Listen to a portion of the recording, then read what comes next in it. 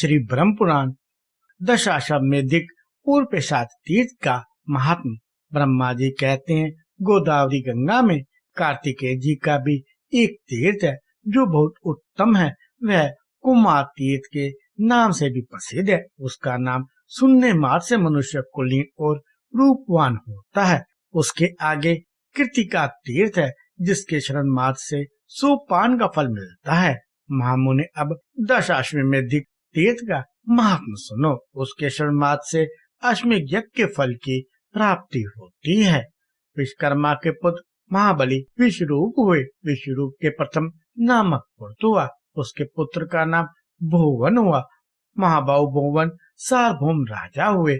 उनके पुरोहित कश्यप थे जो सब प्रकार से ज्ञान में निपुण थे। एक दिन महाबाहु बावन ने अपने पुरोहित से पूछा, मैं एक ही साथ 10 अश्वमेध यज्ञ करना चाहता हूँ, वह यज्ञ कहाँ करूँ? कश्यप ने प्रिया का नाम लिया और उन स्थानों पर यज्ञ करने को बताया जहाँ श्रेष्ठ द्विजों ने पूर्व काल में बड़े बड़े यज्ञों का अनुष्ठान किया था।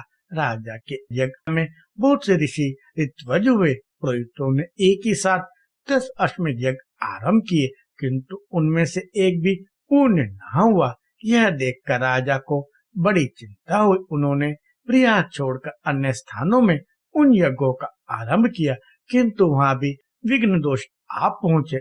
इस प्रकार अपने यज्ञों को अपूर्ण देख राजा ने पुरोहित से कहा, देश और काल के दोष से अथवा मेरे और आपके दोष से हमारे 10 अश्वमेध यज्ञ पूर्ण नहीं हो पाते।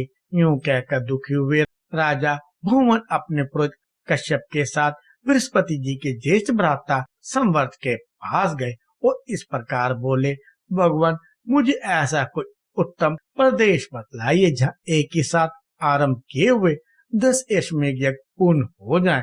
तब मुनिश्रेष्ठ संवर्त ने कुछ काल तक ध्यान करके महाराज भुवन से कहा, ब्रह्मा जी के पास जाओ, वही उत्तम प्रदेश बतलाएंगे। महाबुद्धिमान भुवन महात्मा कश्यप को साथ ले मेरे पास आ पहुंचे।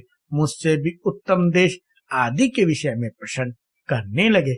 उस समय मैंने भुवन और कश्यप से कहा, राजेंद्र तुम गोदावरी के तट पर जाओ, वही यज्ञ के लिए पुण्यवान प्रदेश है। वेदों के पारगामी विद्वान ये महर्षि कश्यप भी श्रेष्ठ गुरु हैं। इनकी कृपा और गौतमी गंगा के प्रसाद से एक ही अश्वमेध यज्ञ से अथवा वहां स्नान करने मार्ग से तुम्हारे 10 अश्वमेध यज्ञ सिद्ध हो जाएंगे। यह सुनकर राजा भुवन कश्यप जी के साथ गौतमी के तट पर आए और वहां अश्वमेध यज्ञ की दीक्षा ग्रहण की।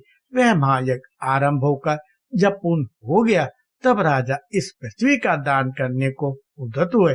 उसी समय आकाशवाणी हुई, राजन तुमने पुरोहित कश्यप जी को पर्वत वन और काननों सहित पृथ्वी देने की कामना करके सब कुछ दान कर दिया। अब भूमि दान की अभिलाषा छोड़कर अन्न दान करो, वह मान फल देने वाला है। तीनों लोकों में अन्न दान के समान दूसरा पुण्य कार्य नहीं है। विशेषता गंगा जी के तट पर श्रद्धा के साथ किए हुए अन्न दान की महिमा अकल्पनीय है। तुमने जो प्रचुर दक्षिणा के साथ यह अश्वमेध यज्ञ किया है, इससे तुम कृतार्थ हो गए। अब इस विषय में तुम्हें अन्यथा विचार नहीं करना चाहिए। तिल, गो, धन, धान्य जो कुछ भी गोदावरी के तट पर दिया जाता है वह सब अक्षय हो जाता है। यह सुनकर सम्राट भुवन ने ब्राह्मणों को बहुत सा अन्न दिया। तब से वह तीर्थ दशमेधिक के नाम से विख्यात हुआ। वहां स्नान करने से 10 अश्वमेध यज्ञों का फल प्राप्त होता है। उससे आगे पिशाच तीर्थ है जो ब्रह्मादि महर्षियों द्वारा सम्मानित है। वह गोदावरी के दक्षिण तट पर स्थित है। अब मैं उसका स्वरूप बतलाता हूँ, सुनो। मुनिश्रेष्ठ नारद ब्रह्मगिरी के पास भाग में अंजन नाम के प्रसिद्ध एक पर्वत है। वहाँ एक सुंदरी अप्सरा शाबस्ट होकर उत्पन्न हुई। उसका नाम अंजना था। उसके सब अंग बहुत सुंदर थे, किंतु मुंह वानरी का था। केसरी नामक श्रेष्ठ वानर अंजना के पति थे। केसरी के एक दूसरी भी स्त्री थी जिसका नाम अद्रिका था। वह भी शाबस्त अप्सरा ही थी। उसके भी सब अंग सुंदर थे, किंतु मुंह बिल्ली के समान था। अद्रिका भी अंजन पर्वत पर ही रहती थी। एक समान केसरी दक्षिण समुद्र के तट पर गए थे। इसी बीच में महर्षि अगस्त अंजन पर्वत पर आए। अंजना और अद्रिका दोनों ने महर्षि का यथोचित पूजन किया। इससे प्रसन्न होकर महर्षि ने कहा, तुम दोनों वर मांगो। वे बोले, मुनीश्वर, हमें ऐसा पुत्र दीजिए जो सबसे बलवान, श्रेष्ठ और सब लोगों का उपकार करने वाला हो। तथास्तु कहकर मुनि श्रेष्ठ अगस्त दक्षिण दिशा में चले गए। कुछ काल के बाद अंजना ने वायु के अंश से हनुमान को जन्म दिया और अद्रिका के घर से निऋति के अंश से पिशाचों का राजा अद्रि उत्पन्न हुआ। इसके बाद उन दोनों स्त्रियों ने देवताओं से कहा, हमें मुनि के वरदान से पुत्र तो प्राप्त हुए, किंतु इंद्र के शाप से हमारा मुख कुरूप होने के कारण सारा शरीर ही विकृत हो गया है। इसे दूर करने के लिए हम क्या उपाय करें, इसे आप दोनों बताएं। तब भगवान वायु और निऋति ने कहा, गोदावरी में स्नान और दान करने से तुम्हें शाप से छुटकारा मिल जाएगा। यूं कहकर वे दोनों वहीं अंतर्ध्यान हो गए।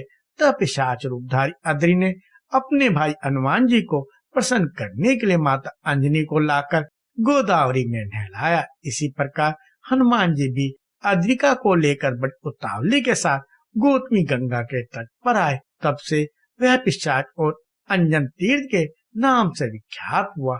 वह समस्त अभिष्ट वस्तुओं को देने वाला शुभ तीर्थ है। ब्रह्मगिरी से 53 योजन पूर्व की ओर मार्जर तीर्थ है। मार्जर तीर्थ से आगे हनुमंत तीर्थ और वृषाकपि तीर्थ है। उसके आगे फेना संगम तीर्थ बतलाया गया है, जो समस्त कल्पनाओं का पूर्ण करने वाला है। उसका स्वरूप और फल उसी के प्रसंग में बताया जाएगा। कृपया लाइक, शेयर और सब्सक्राइब करें।